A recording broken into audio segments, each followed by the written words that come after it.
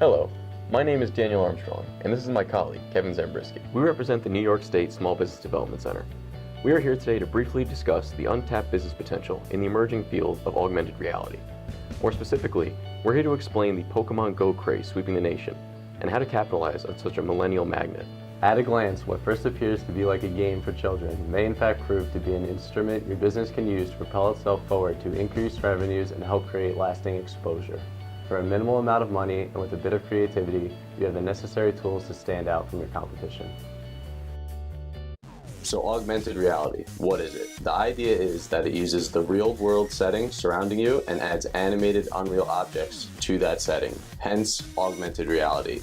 In the picture below, you can see that in the background there's a park or real life setting, and then there's an overlay of animated characters. This is what people call augmented reality. So there's a lot of success stories surrounding augmented reality, and people tend to think when a new advanced technology comes out, you think that only the largest of corporations can benefit from it. But small businesses have been able to cash in on the opportunity as well. One big example that's been in the news is a pizza bar in Queens, where a family business with a son who has a good grasp of technology was able to use that technology to increase revenues by 75% in his store. A similar story is a bar and grill in Washington, where they were able to increase revenue by 25 to 50% doing the same thing. So how did they do it? How did these businesses exploit such an emerging technology to increase their profits? The answer, to put it simply, is by being creative. By utilizing the hottest new app, Pokémon GO, small businesses have seen profits increase dramatically. Through the use of in-game incentives and specialized market strategies that target players, store owners have attracted a previously untapped group of clientele. Released as a free download at the beginning of this past July, Pokémon GO became an instant success. The game implements very accurate GPS tracking to follow users on their day-to-day activities as they encounter creatures known as Pokémon. These Pokémon are then trained to fight at in-game locations known as gyms for control of a small territory. Pokéstops, an essential feature of the game, are special landmarks that yield in-game rewards to its app's users. These landmarks correlate to real-world locations such as monuments, signs, businesses, public art, and even museums. So if you're still having trouble wrapping your head around this game, the best thing to compare it to is a scavenger hunt.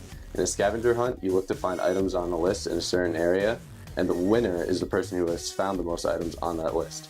In Pokemon Go, your goal is to catch as many Pokemon as you can, and the idea is that you want to show off to your friends who caught more Pokemon. And unlike scavenger hunt, which happens in a given period of time, Pokemon Go is happening at all times and can happen anywhere across the globe. Another thing you compare it to is road rallies and poker runs. These involve groups of people traveling and reaching checkpoints, and businesses position themselves around these checkpoints, and this similarly happens in Pokemon Go. Now we are going to talk about how to make your business profit off of this game. Marketing. So how do you attract customers to your business with Pokemon Go? Lures. The first thing to understand before getting into this is understanding how lures work. While Pokestops provide enough of an incentive to investigate a location, lures help stand out from potential nearby competition. To run an 8-hour preliminary trial of lures at your business or nearest Pokestop, it will cost approximately $15. The definition of a lure is that it causes Pokemon to flock to a certain location for 30 minutes at a time. You can create a lure by dropping a lure module, which are purchased through the in-game app store. Note that lures can only be positioned at Pokestops. Another thing to understand in your marketing scheme is social media. Having a moderate social media presence, particularly through Facebook and Instagram, may provide the most dramatic effect on your daily business. Posting about your special offers, all-day lures, or upcoming Pokemon events will vastly broaden who is made aware of your participation in this phenomenon. As mentioned previously, this app is free to download and only involves minimal in-app purchases. However, the game does involve its own in-game currency, known as Pokecoins, which are purchased through the game itself. These can be purchased using debit cards, credit cards, Google Wallet, PayPal, or any assortment of payment options. Now, lures attract players to Pokestops, and they can be bought either individually or in an 8-pack for 100 and 680 Pokecoins respectively. The more lures you buy, the better deal you get, and it goes the same for Pokecoins. The largest package is 14,500 and can be bought for $100. Now, if you buy in bulk, you can run an 8-hour operation from 9 a.m. to 5 p.m. or any hour of the day for $9.44. That's a steal considering its return on investment. Creativity is the backbone for making this game work for your business. So, how do you profit off of something that isn't localized around you? You make your business mobile. For example, Cool House, a specialty ice cream business located in California, rented a food truck and posted a Facebook event that they would be traveling around and offering ice cream along with promotional events if you took a picture with their van. It's great exposure and it gets you around the town.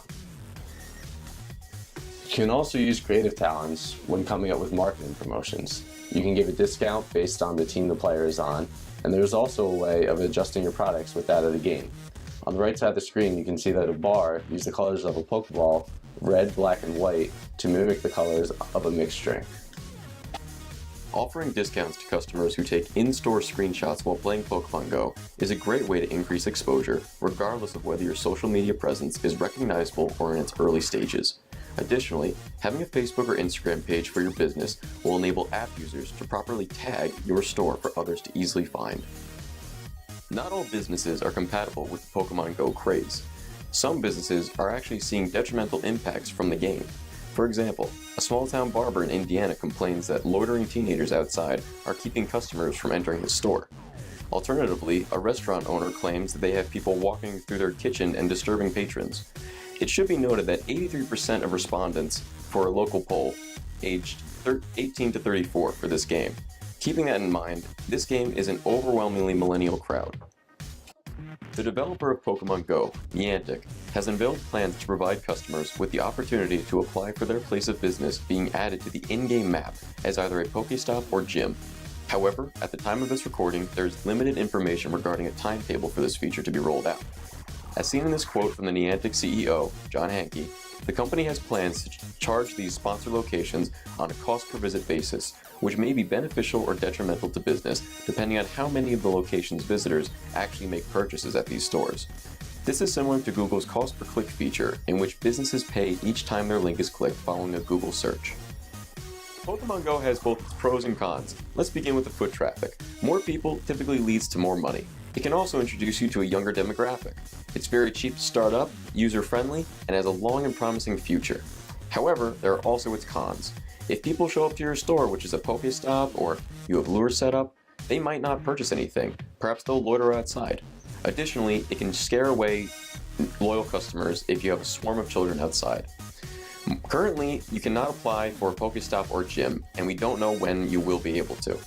Finally, this is a seasonal success. It might not be as prominent in the winter months when it's below freezing outside and people are less inclined to walk around. For further information or consultation, feel free to contact either the Central SBDC office or the Rockland SBDC office.